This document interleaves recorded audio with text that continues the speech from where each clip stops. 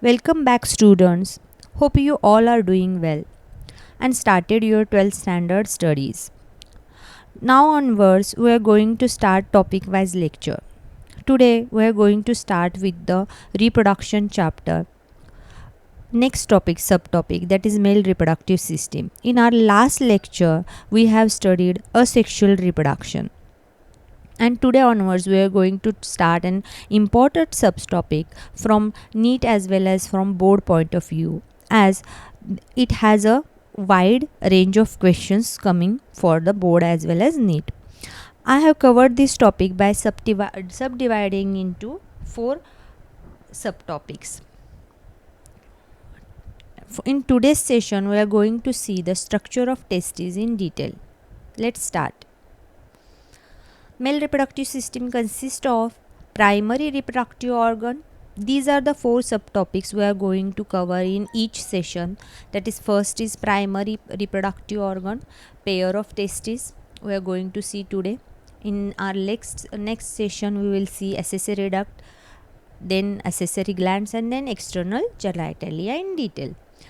First, pair of testes, which is a primary reproductive organ. Why it is called a primary reproductive organ? Because in testes, formation of sperm takes place. Now, accessory ducts are useful for transport of the sperm from testes to the external genitalia.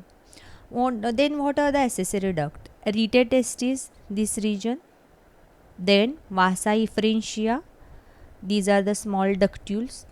Then epididymis, this structure is nothing but epididymis. Then it connects to the vasa deferentia. Vasa deferentia opens into the seminal vesicle. Seminal vesicles are again come in accessory glands. Glands are responsible for various secretions. Then prostate gland, which is a big and single gland. Then 2 minute glands or small structures which are called as Cowper's gland or bulbourethral glands. Fourth, external genitalia includes penis and scrotum. Scrotum is the structure within which testes are suspended, external to the abdominal cavity. Let's see in detail. Primary male organ or gonad, testes. They are soft, smooth, pinkish oval bodies, mesodermal in origin and formed in lower abdominal cavity. From this diagram, you can see that during early fetal life, the testes develop in abdominal cavity and later descend in the scrotal sac. This is the scrotal sac, which we are going to see in external genitalia in detail. Now, testes develop in abdominal cavity and later descend in the scrotal sac through inguinal canal. Superficial inguinal rings, descended testicle, you can see in the scrotum. These are the indescended testicles. Each testis is about 4 to 5 centimeter long and 2 to 3 centimeter wide. They are located in a pouch which is called a scrotum, this pouch. Now, what is the role or why they are located outside the abdominal cavity? Because scrotum act as a thermoregulator by maintaining the temperature 2 to 5 degrees centigrade lower than the body temperature, which is suitable for maturation of sperm, as testes can do maximum work at this temperature. Let's see histology of testes. There are 3 coverings. This is the internal structure of testes, externally covered by 3 layers. Let's see.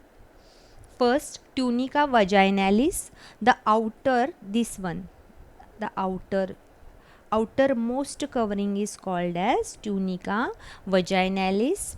Then tunica albuginea, which is a fibrous covering inside tunica vaginalis. This is tunica vaginalis. Then inside this is a tunica albuginea, this one, and in between this both there is a space, or there is a cavity. Then second layer is tunica albuginea, fibrous covering inside the tunica vaginalis. Now let's move towards the innermost layer, which is called as tunica vasculosa. Inner to tunica albuginea is tunica vasculosa. Vascular layer, which consisting of network of capillaries, is called as vasculosa. Fibers from tunica albuginea from this divide each testis into about 200 to 300 testicular lobules. See, these are the testicular lobules, and tunica albuginea is dividing these lobules. These lobules are around 200 to 300 in a testis. These are the representative, but actual there are 200 to 300 testicular lobules in a testis, and within each testicular lobule, this one is a single testicular lobule, and in this testicular lobule it contains 1 to 3 highly coiled seminiferous tubules, which are 1 to 3 in each testicular lobule. Now let's see in detail seminiferous tubule structure, where actual sperm formation takes place. Seminiferous tubules is internally lined by cuboidal germinal epithelial cells.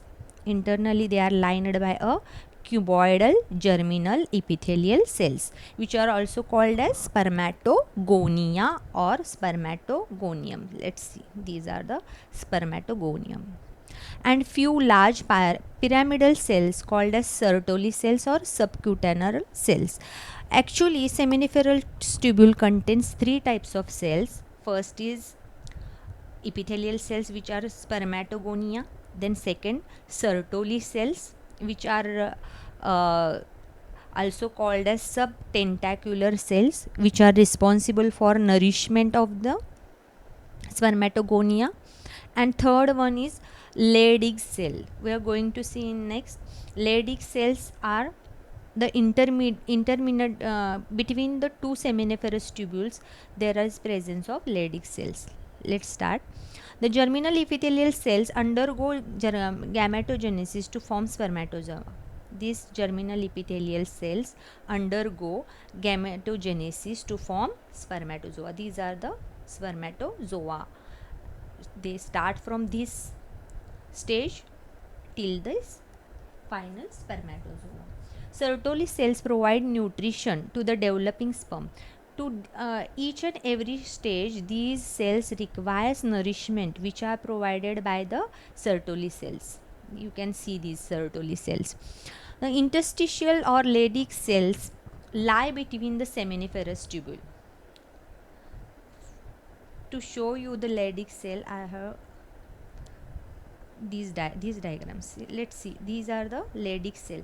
This is one seminiferous tubule, this is another seminiferous tubule, and in between this there is presence of Leydig cells.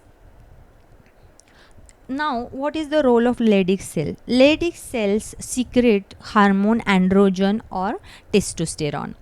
Various stages of spermatogenesis can seen in a seminiferous tubule.